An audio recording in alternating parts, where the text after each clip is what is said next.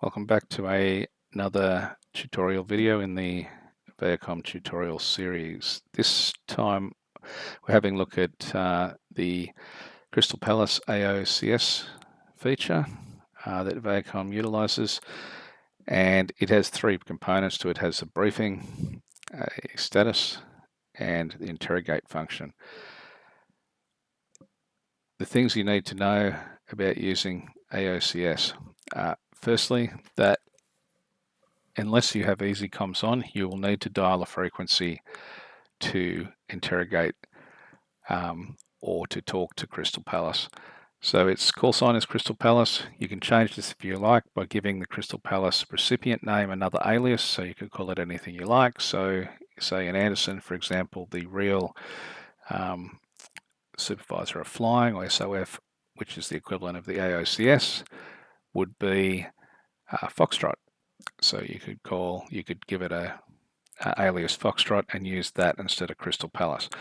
The frequencies, UHF we've got 284.0 and on VHF 142.0, and then on the AM radio we have 71.0. So you'll need to dial in one of those three frequencies to talk to it and use the call sign Crystal Palace, unless you've given it something else. The only difference where you don't use the Crystal Palace call sign is when you want to interrogate an individual unit, and we'll have a look at that when we're actually in the jet. But a couple of things to set up. In the multiplayer tab, you need to have AOCS selected, then that will make it available in multiplayer. And in the expansions tab, AOCS here has three options: auto brief, concise, and deep interrogate. Auto brief will mean when you join a mission, it will start giving you the lowdown on what's in the mission briefing. I recommend leaving that off because some of them are pretty lengthy, and even with the concise option, which shortens that and keeps the briefing short, it'll still be pretty long. I recommend having concise to keep those briefings short and just get the information you want out of it. And deep interrogate.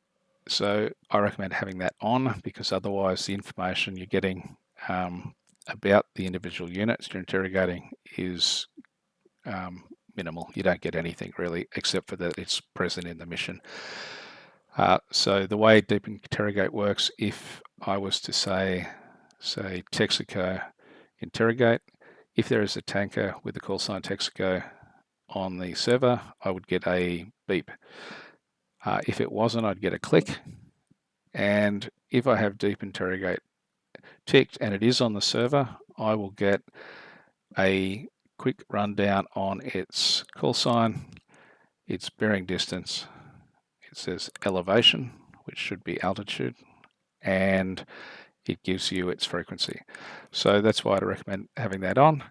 And the real benefit AOCS is the ability when you're in the mission and you haven't written down a tanker frequency, or you don't know what tankers are up flying at the moment because of the time in the mission, you can just give it a status command, work out what's up there, and then use deep interrogate or interrogate command to get information on that unit that you need to talk to it. So we'll jump in the cockpit and have a look at how it all works. All right, now we're in the cockpit. We can have a look at the AOCS in action. The first thing we needed to do was have a frequency tune for it. So in this case, I've got COM2 channel 7 284, which is the UHF frequency for AOCS. And we remember its call sign by default is Crystal Palace. You can add an alias for that and call it anything you like, but we'll just call it Crystal Palace. It does a few things. So we heard about briefing, status, and interrogate. So briefing, all it's going to do is read out the mission brief. So if I menu, it's this briefing here. So it's going to start from situation and away it goes, and it's going to read this all the way through. That's pretty long. It'll take a long time to read. so we won't have a look at that. But what is handy is working out what's on the server at the moment that you can interact with. So, well, obviously I know there's our wingman there. I know there's some tankers airborne, and we've got ATC that we can interact with, and AWACS, and potentially JTACs. So if I don't know what's on here, I'll just give it a status command. So let's give Crystal Palace a call on COM2. Crystal Palace, status. Hornet 2-1, Crystal Palace, unit status. Flight, 2 units, 1, Hornet 2-1, 2, Hornet 2-2. That guy? JTAC, no units. ATC, 5 units, nearest airfield, Anderson Air Base, at 0 miles. AWAC, single unit, Wizard 1-1. Air refuel, 4 units, 1, Shell 1-1, 2, Texaco 1-1, 3, Shell 1-1, 4, Arco 1-1. Okay, so that's pretty handy. So if you don't know what's up here, it'll just read it out to you. Now you know they're there.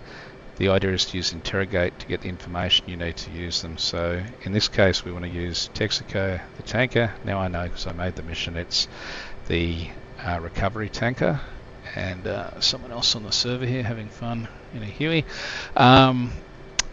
And we will have a quick look at getting an interrogation on the Texaco tanker. So instead of calling Crystal Palace, we use the frequency 284, but we call Texaco.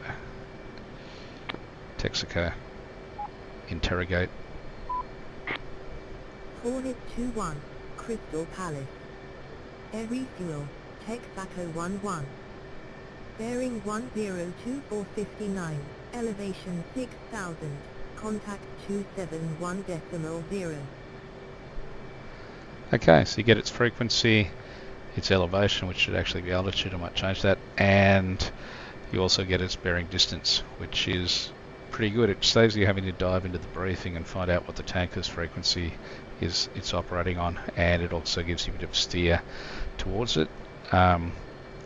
It'd be good if it gave its TACAN as well. Maybe I can work on that later in a future update. But that's how AOCS works in practice. It's pretty handy. It's pretty underutilized, I think, but it's worth remembering. 284, 142. If you get stuck, just dial it in, give them a call, and you just need to make sure you've configured it as we looked at before so that you can use it in multiplayer. Thanks for watching.